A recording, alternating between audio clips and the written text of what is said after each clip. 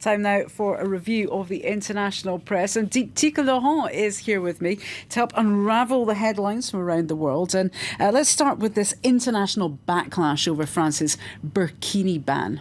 It's on the front page of the International New York Times this morning, Hala. France's burkini ban is starting to backfire. It comes, of course, after that photo of a woman forced to undress by police in a Nice beach that made headlines around the world. According to the Times, around 20 municipalities across France are upholding that ban. And Muslim women, the Times says, are facing discrimination over their clothing choices. It's also spawned much derision on social media, as you can imagine. I just want to show you one tweet where one user wonders why the burkini is banned, but not a wetsuit, which is pretty much the same thing, but just has a hood on it. And that's a point that's being made by one writer in the Canadian Globe and Mail, isn't it? This is a really interesting opinion piece by the writer Shima Khan, who says that she also wears a burkini. And she says what many people might be thinking around the world, that secularism in France is increasingly being used as a cover to attack one religion, and that religion is Islam. Khan defends the burkinis, saying women are not, quote, enslaved or political projects. They just want to retain their modesty while having fun by the pool. And ironically, she says, the only people more opposed to the burkinis than French mayors are Islamic extremists, the very enemy of France. Well, let's move on to the British press now. And The Independent has issued a warning to France in its editorial today. This ban will provoke violence and divide society. That's what the British Daily says in its editorial this morning. It says victimizing Muslim women on holiday is not only, quote, bad PR, but wrong in principle and counterproductive in the fight against terrorism.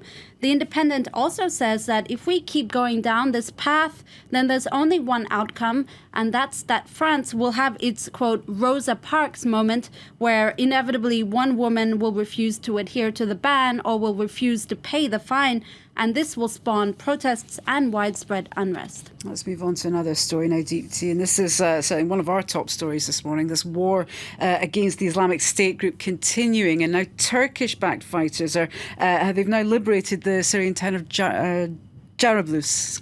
That's right. It's on the front page of the French-language Lebanese paper L'Orient Le Jour. Turkey strikes a big hit in Syria, it says, while the Turkish newspaper Hurriyet Daily says Turkish army-backed rebels advance inside Syria. They're also supported by coalition airstrikes. Ankara says it's a, quote, short, results-based operation. OK, well, Turkey said it's aiming to cleanse the region of the IS group. It's also wanting to prevent the growing strength of Kurdish rebel fighters, isn't it? That's right. This article from the Wall Street Journal is in reaction to Erdogan's comments yesterday that the operation will also target the Syrian Kurdish group, whom Ankara believes is linked to the Turkish Kurdish group.